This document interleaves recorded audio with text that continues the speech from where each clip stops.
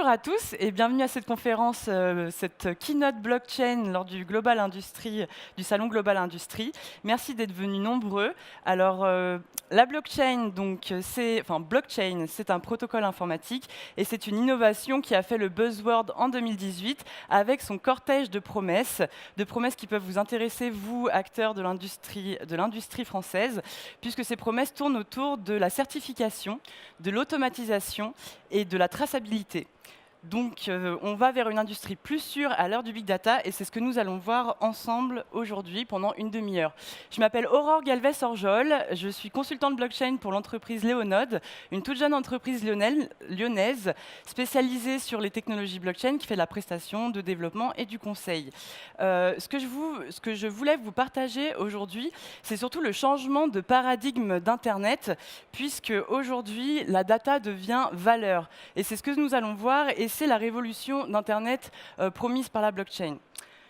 Donc, vous savez qu'Internet, c'est un réservoir sans fond de data. Effectivement, avec tous les sites, les réseaux sociaux, on échange du contenu, on échange des informations, et on interagit de plus en plus. En outre, Internet, c'est devenu un espace numérique marchand sur lequel on échange des biens et des valeurs, tout ce réservoir de big data qui, une fois qu'on aura réussi à optimiser, à exploiter au mieux, serviront l'industrie. Comme vous le savez, Internet, il y a plus de 4 milliards d'utilisateurs et donc autant de sources de données qui vont générer du big data d'ici 2020. Donc, je vous ai sorti quelques chiffres. D'ici 2020, ce qui est demain, finalement, on a un tiers des développeurs qui travailleront sur des outils big data pour exploiter ces données. Chaque seconde, chaque utilisateur générera 1,7 mégabits de données, ce qui est énorme. Et puis, d'ici 2020, 200 objets seront connectés. Donc, l'IoT va vraiment faire partie de nos vies. Et c'est pour ça que toute cette donnée, finalement, nous ramène à la révolution d'Internet, puisqu'au tout début d'Internet, représentez-vous le Web 1.0, on arrivait à se connecter à un serveur si on était une personne initiée, c'est-à-dire qu'il fallait taper une ligne de commande pour avoir la copie de l'information. Le but d'Internet, à ce moment-là, c'est de multiplier un maximum l'information pour qu'on y ait accès depuis n'importe où et de la manière la plus large possible. À ce moment-là, l'utilisateur profite vraiment des données. Il fallait être un initié au début d'Internet, puis arrive le navigateur qui a un effet killer app. Et grâce à ce navigateur, tout le monde peut se servir d'Internet sans avoir besoin de connaissances très techniques.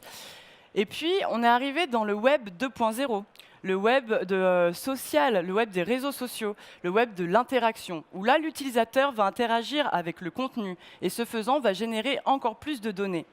Et aujourd'hui, grâce à l'innovation blockchain, nous arrivons dans le Web 3.0. Le Web 3.0, c'est le web des transactions, le web sur lequel nous arrivons à échanger des valeurs. Et ça va transformer l'utilisateur, l'internaute, en consommateur, en acteur économique sur la sphère Internet. Aujourd'hui, sur Internet, donc, je vous dis qu'on peut échanger des valeurs. Et ça, c'est grâce à une innovation majeure qui est la crypto-monnaie. Donc, la première crypto-monnaie qu'on voit apparaître, c'est en 2009, avec le Bitcoin. Bitcoin est un protocole informatique qui nous permet d'échanger cette monnaie virtuelle, mais de pair à pair, de manière décentralisée, sans tiers de confiance. Et ça, c'est une petite révolution pour nous en tant qu'utilisateurs. Mais par contre, Bitcoin ne peut engendrer que 8 transactions par seconde, ce qui est très peu. Et donc, même s'il apparaît en 2009, depuis 2009, on a vu tout un tas de nouvelles crypto-monnaies apparaître pour répondre à ce service d'échange de valeurs. Donc, on a une deuxième blockchain qui s'appelle Ethereum. Ethereum augmente la capacité des transactions puisque désormais, on peut en faire 16 par seconde. Et en plus de cela, ils ajoutent ou ils développent un concept qui était déjà dans Bitcoin, mais ils le développent encore plus, qui s'appelle le concept qu'on appelle le smart contract. Donc le smart contract, c'est un bout de code qui nous permet d'exécuter des actions sous conditions au préalable définies par les parties en amont. Et donc ça, pour l'automatisation, et surtout dans nos secteurs, dans le secteur de l'industrie, il va y avoir de nombreux cas d'application qui vont permettre d'optimiser et d'innover sur nos marchés. On voit toujours que 8 transactions par seconde ou 16 par seconde, finalement, c'est encore très peu si on veut une monnaie virtuelle internationale, puisque Internet n'a pas de frontières. Quand on voit que le système de Visa peut engendrer jusqu'à 24 000 transactions par seconde, Il nous faut donc trouver une solution pour pouvoir adopter de manière massive ces nouvelles technologies. Donc, on a encore là des développeurs qui ont réfléchi pour trouver des crypto-monnaies avec de services, des transactions de plus en plus instantanées. On a donc Dash, qui est plutôt un service anonyme, contrairement à Bitcoin, qui est un service pseudonyme. Et puis, on a aussi le Lightning Network. Donc là, c'est un réseau en surcouche du réseau Bitcoin qui va nous permettre d'effectuer des transactions de manière instantanée grâce à l'ouverture de canaux entre les utilisateurs donc des transactions qui se font off-chain, donc hors de la chaîne Bitcoin, mais qui sont répliquées par la suite sur cette chaîne et qui vont permettre donc des transactions instantanées. Vous voyez, depuis 2009, de nombreuses crypto-monnaies ont vu le jour. Elles sont plus de 2050 aujourd'hui, ce qui montre en fait une effervescence de l'innovation, une effervescence des développeurs qui cherchent toujours des solutions plus optimales pour répondre à ce service et nous amener dans ce nouvel Internet 3.0, l'Internet des transactions. Juste pour vous donner une idée, la capitalisation du marché des crypto-monnaies aujourd'hui s'élève environ à 130 milliards de dollars, ce qui nous fait un tout petit marché économique en soi, mais par contre très prometteur. Par contre, sur ce marché, ce qu'on peut analyser et ce qui est très intéressant, c'est la dominance du Bitcoin. En effet, plus de 50% de la capitalisation du marché est sous Bitcoin, ce qui en fait un protocole sûr. En fait, c'est un protocole sûr parce que ça fait 10 ans qu'il est expérimenté et que les utilisateurs s'en servent. Voilà, donc on a pu faire un petit point sur le paysage des crypto-monnaies. On ne va pas toutes les voir aujourd'hui, puisque je vous ai dit, il y en a plus de 2000. Ce que vous devez retenir, c'est que toutes ces crypto-monnaies utilisent différents protocoles, et ce sont des protocoles à blockchain. D'où l'expression parfois galvaudée de la blockchain. Il n'y en a pas une, il y en a plusieurs. Mais commençons d'abord avec la blockchain Bitcoin, qui n'est pas une nouvelle technologie, mais un bouquet de technologies agencées les unes avec les autres et qui nous permettent d'échanger de la valeur de manière décentralisée. En tout premier lieu, la pierre angulaire de cette technologie, c'est la cryptographie asymétrique, qui permet de faire deux choses majeures. La première, c'est de chiffrer un message, et la deuxième, c'est d'authentifier le destinataire.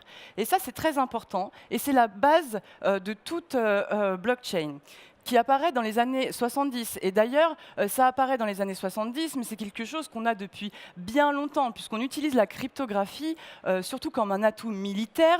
Au tout début, c'est une discipline militaire qui est devenue une science suite à la Seconde Guerre mondiale, lorsqu'Alan Turing perce à jour le code de la machine Enigma, et ce faisant, développe une nouvelle forme de cryptographie pour la rendre encore plus performante, et donc invente la cryptographie asymétrique.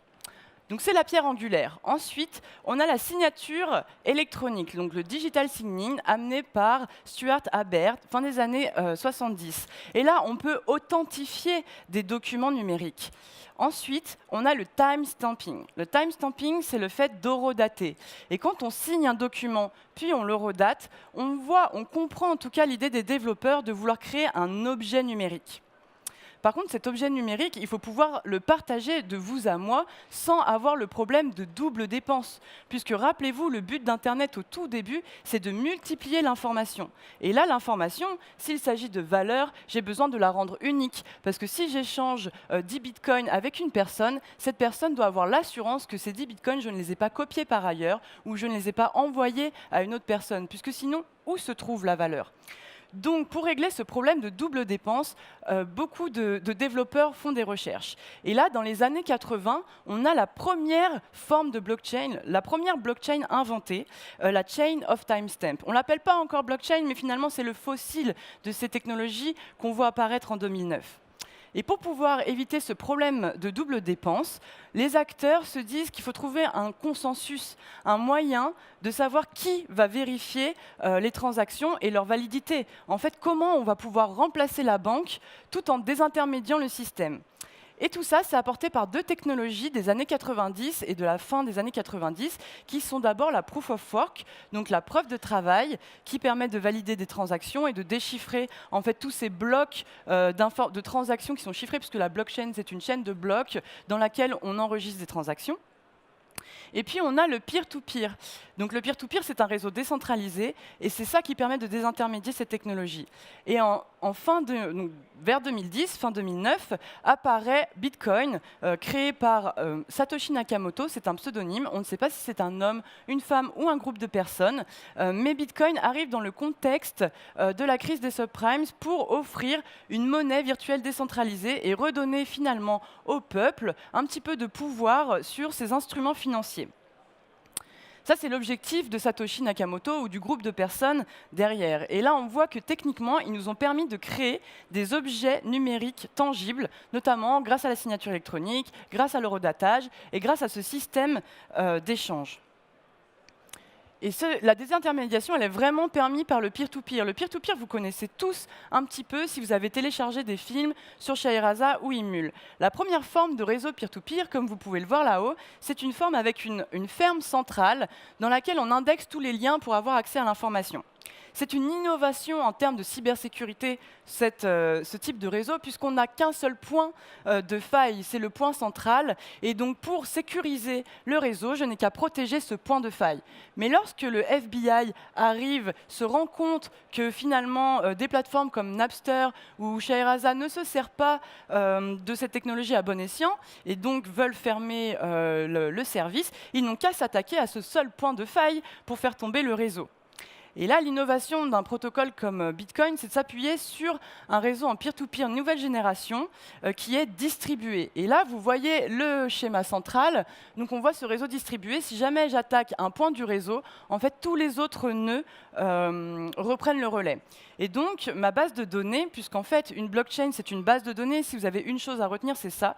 Donc, une base de données plus, nouvelle génération avec plein de fonctionnalités. Mais c'est une base de données qui est distribuée sur un réseau. Et en fait, c'est ça l'innovation, par exemple, Bitcoin. Puisqu'en fait, la blockchain Bitcoin, c'est un grand livre de comptes dans lequel on enregistre toutes les transactions depuis la première en date jusqu'à la dernière effectuée.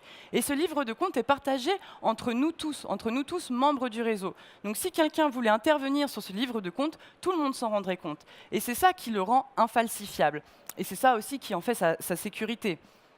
Donc cette notion de registre transparent, elle est garantie par ce réseau, cette base de données qui est partagée entre nous tous, mais aussi grâce à la proof of work. Donc ce système en fait où j'apporte de la puissance de calcul grâce à ces petites machines et en déchiffrant l'entièreté, en tout cas tout l'historique depuis le début des transactions, j'arrive à vérifier le solde et donc j'arrive à vérifier si l'émetteur a bien la quantité de Bitcoin nécessaire à envoyer à l'émetteur.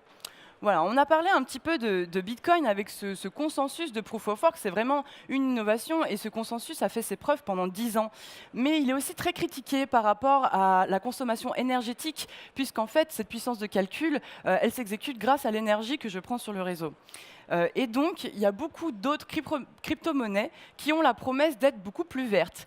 Donc, vous voyez, d'un côté, on a la Proof of Work qui permet une décentralisation et un système sécurisé. Et d'un autre, on a la Proof of Stake. Donc, ça, c'est une preuve d'enjeu. C'est parce que je possède des crypto-monnaies sur ce réseau, je n'ai pas intérêt à tricher. Et donc, je suis une personne fiable qui peut permettre de valider les transactions et continuer la pérennité du réseau. C'est un autre consensus, mais qui n'a pas fait ses preuves autant que celui de la Proof of Work. Et puis, de toute façon, dans les 2050 crypto-monnaies dont on a vu apparaître, il y a bien d'autres modèles de consensus. Il y en a plus de 40. Il y a aussi la Delegated Proof of Stake. Donc là, on va voter pour des personnes qui vont nous représenter. Enfin, il y a beaucoup d'autres modèles de consensus. Et j'attire votre attention là-dessus pour vous montrer que l'innovation, on n'est pas arrivé à sa fin. Et on cherche encore de nouveaux modèles, de nouvelles crypto-monnaies pour administrer ces blockchains. Et ces blockchains, elles n'ont pas que l'atout de proposer une monnaie virtuelle décentralisée qu'on pourrait échanger entre tous, nous consommateurs, nous particuliers, mais elle a aussi des atouts pour les acteurs industriels et pour les acteurs professionnels de manière générale. Donc, grâce à une blockchain, on peut tracer un Bitcoin durant toute sa vie. Et donc finalement, on va pouvoir tracer beaucoup d'informations grâce à la blockchain pour l'industrie. On peut également aussi certifier des documents. Dans l'industrie, on a toujours des normes qui certifient nos process, on a des labels qui certifient nos ingrédients, nos produits, tout ce qu'on utilise. Et donc, il va y avoir un vrai intérêt pour vos partenaires d'avoir cette certification et de pouvoir leur permettre de vérifier que vos ingrédients, vos normes, vos process sont toutes certifiés. Et puis, je vous ai parlé tout à l'heure du smart contract, ce petit bout de code qui permet d'automatiser des actions. Et bien, tout au long de vos process, que ce soit des process d'information ou des process de production, ces technologies vont pouvoir permettre l'automatisation. Et donc, ça va être quelque chose de majeur pour arriver vers plus d'efficience. Et enfin, il y a quelque chose de très important sur l'utilisation de cette crypto-monnaie, donc qui sécurise toute une base de données, toute une base d'informations, mais qui aussi engage les utilisateurs. Je ne vous ai pas dit comment était créé un Bitcoin. Un Bitcoin, en fait, il est créé car à chaque fois qu'un mineur vient valider des transactions et qu'il offre de la puissance de calcul en dépensant donc un coût énergétique, en faisant un effort énergétique, il est récompensé. Et il est récompensé avec cette rétribution de Bitcoin en plus. Donc c'est vraiment une récompense et un modèle créé sur l'incentive. Et cet incentive dans Bitcoin permet de générer de la monnaie. On dit qu'il est généré from scratch ou ex nihilo, mais cet incentive, dans bien d'autres cas, il pourrait servir à des éléments de motivation ou d'engagement utilisateur. On a d'autres projets, par exemple sur Lyon, un projet qui s'appelle Reward, qui veut permettre aux collaborateurs, lorsqu'ils échangent entre eux, de se récompenser, parce que la personne a passé du temps, a donné de la valeur ajoutée, et donc comme ça, un manager pourrait mieux piloter les relations de collaboration dans son entreprise, ou en tout cas dans son équipe. Donc voilà, on a beaucoup d'applications qui pourraient avoir une utilité dans l'industrie et sur de nombreux secteurs. Par exemple, l'agroalimentaire. On a Walmart China qui trace tous ses produits frais depuis sur toute la chaîne du sourcing jusqu'à la vente en magasin et qui peut permettre à ses consommateurs de suivre le chemin de ces produits. De même que Carrefour avec la blockchain pour pouvoir tracer toute la filière poulet d'Auvergne. Vous avez peut-être déjà entendu parler de ce cas d'usage. Mais aussi dans les secteurs pharmaceutiques, on a beaucoup de certifications, on a beaucoup de contrefaçons aussi de médicaments. Donc pour certifier que nos médicaments soient vrais, ou dans le marché pharmaceutique en général, que les ingrédients qu'on utilise sont conformes, on pourrait utiliser aussi une blockchain. Le luxe également, avec les sacs Louis Vuitton par exemple, qui utilisent déjà ces technologies pour enregistrer les numéros de série de leurs sacs, et on pourra ainsi vérifier si le sac qu'on achète est bel et bien un véritable. Donc dans le luxe, dans la santé, dans la chimie également, de la même sorte que sur le secteur pharmaceutique, mais aussi dans le transport. Dans le transport, on va pouvoir évidemment suivre nos colis, nos biens, depuis le dépôt jusqu'à la livraison. Dans l'immobilier et dans le bâtiment aussi, on a de nombreuses applications. Et on arrive vraiment à l'aube de l'industrie 4.0 grâce à ces technologies. Pas seulement grâce à ces technologies, puisque d'autres viennent toujours innover dans nos métiers, puisqu'on est passé de la mécanisation à la production de masse. Maintenant, on est plutôt à une phase d'automatisation et de robotisation. Et dans le futur, l'industrie sera de plus en plus autonome. Elle sera de plus en plus autonome aussi grâce à ces protocoles et à ces innovations.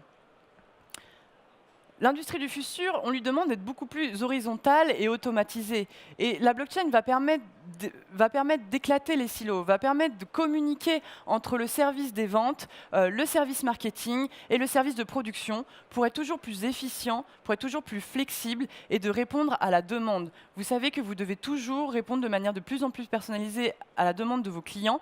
Et là, on a une technologie qui va permettre d'optimiser donc tout le système d'information et donc de répondre de manière très précise à la demande.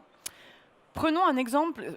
Dans le système d'information, de manière large, vous avez de nombreux acteurs et il y a de nombreux documents à échanger. Si on prend un exemple de la dématérialisation de tout le processus de facturation client, il y a beaucoup de temps qui est perdu parce qu'on attend des actions humaines, beaucoup de paperasse, beaucoup d'administration pour la validation de certaines étapes qui jalonnent tout le parcours de la facturation. Et donc, grâce à ces technologies blockchain certifiées, qui permettent de certifier des actions, qui permettent d'automatiser aussi des actions, qui permettent de tracer tout le parcours, par exemple, d'une facture, eh bien, on va pouvoir optimiser, gagner en temps et donc gagner en argent.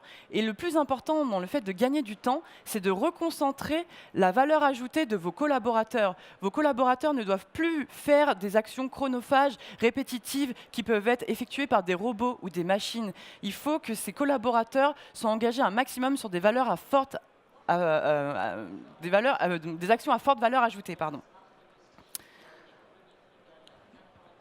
Dans l'industrie, de nombreux acteurs ont déjà franchi le pas. Je vous ai donné des cas d'usage. On peut en parler de manière plus générale aussi. On a par exemple SAP ou Amazon Web Services qui, bien évidemment, sont sur le marché et proposent des frameworks, donc des blockchains qu'on peut adapter sur plusieurs marchés. Par exemple, AWS, c'est IBM qui a 46 frameworks blockchain à proposer sur différents secteurs d'activité, et à chaque fois, ils adaptent, ils personnalisent la solution en fonction du client. On a également Ford pour des notions de traçabilité qui utilisent une blockchain. Ils utilisent une blockchain pour tracer les minerais de cobalt extraits en Afrique et acheminés en Europe. On a également Google qui a investi dans, par exemple, une crypto-monnaie qui s'appelle le Ripple, détenue par de nombreuses banques et qui sont très intéressées par l'optimisation des flux de transactions. On a également EDF qui innove sur une crypto-monnaie qui pourrait servir à échanger des kilowattheures produits par des particuliers grâce à des panneaux solaires.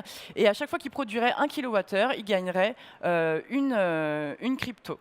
Enfin, cette crypto qu'ils ont inventée. Et par exemple, on a Power Ledger, une start-up australienne qui crée le même service.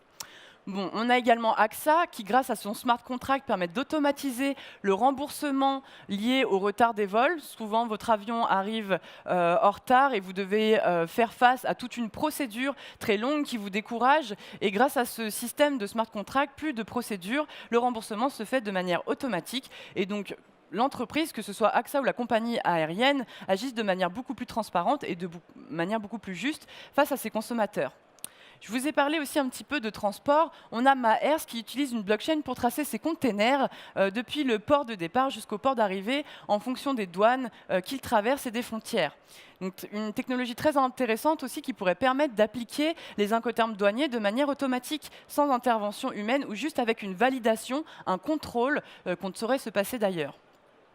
Et puis, les banques, les acteurs, ces acteurs-là financiers, même si au tout début, Bitcoin, c'est la promesse finalement de se séparer des banques, ce n'est pas vraiment ce qui va se passer dans la réalité. Et les banques, elles ont aussi intérêt à investir dans ces technologies et elles viennent sur ce marché. On a HSBC qui, en 2018, a fait plusieurs milliers de transactions en crypto-monnaie entre ses filiales pour ne plus passer par des services annexes et pouvoir optimiser ces transactions de manière plus directe. Donc, vous voyez, de nombreux acteurs investissent le terrain et ont déjà franchi le pas. Donc on est quand même à une phase d'industrialisation de ces technologies.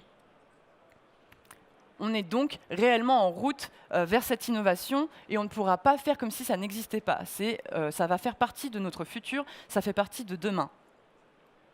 À chaque fois qu'il va falloir vous innover dans vos entreprises, si vous avez envie de prendre en main ces technologies blockchain, je vous alerte sur deux choses, parce que beaucoup d'entreprises, comme on a pu voir la slide de logo derrière moi, font aussi du blockchain washing, utilisent ce mot pour dire qu'elles sont en vogue et pour faire augmenter leur cours en bourse, par exemple.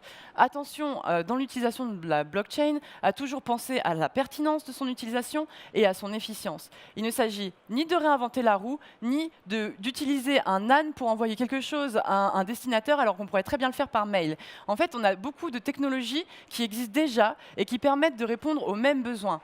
Les technologies blockchain viennent quand il y a vraiment un besoin de décentralisation, de sécurisation, de certification, mais toutes les technologies agencées les unes ensemble, rappelez-vous ce bouquet de technologies. Et puis, si vous voulez innover, vous, aujourd'hui, qui êtes à Lyon, sachez que Lyon est une terre prometteuse pour les technologies blockchain et pour les crypto-monnaies. Lyon, c'est la première ville en France qui a vu une levée de fonds en crypto-monnaie effectuée par la société B2Expand pour le projet Beyond the Void, un jeu distribué sur la blockchain. Et donc, ils ont fait leur levée de fonds, leur ICO en 2016, donc les premiers, les pionniers en France. Et puis, on a iExec, une équipe de chercheurs du CNRS franco-chinoise qui innove sur la puissance de calcul décentralisée et qui a fait la plus grosse levée de fonds en termes de volume en 2017, puisqu'ils ont levé plusieurs millions d'euros en seulement 2 heures. Et puis, on a le projet Reward, dont je vous ai parlé, qui est aussi en lancement sur l'aspect management des collaborations. Et enfin, si jamais vous voulez innover sur la blockchain, n'hésitez pas à demander des conseils. Donc voilà, on est là, nous, l'équipe Léonode. Je suis accompagnée de 2 personnes aujourd'hui. Si vous avez des questions, on vous répondra avec plaisir à la suite. Et une dernière slide pour vous sensibiliser à l'innovation. L'innovation, c'est prendre des risques aussi. Et il faut savoir que cette technologie n'est pas mature. On en est qu'au tout début, qu'aux prémices de ces technologies. Vous voyez là sur ce slide, on peut voir toutes les innovations. Elles ont une phase d'adoption plus ou moins longue. Et plus on avance dans le progrès technique, plus ces phases d'adoption sont rapides. Malgré tout, Bitcoin, on en est au tout début et on a besoin de gens qui innovent, on a besoin de gens qui prennent des risques pour pouvoir faire de cette technologie une technologie prometteuse. Merci beaucoup de votre attention.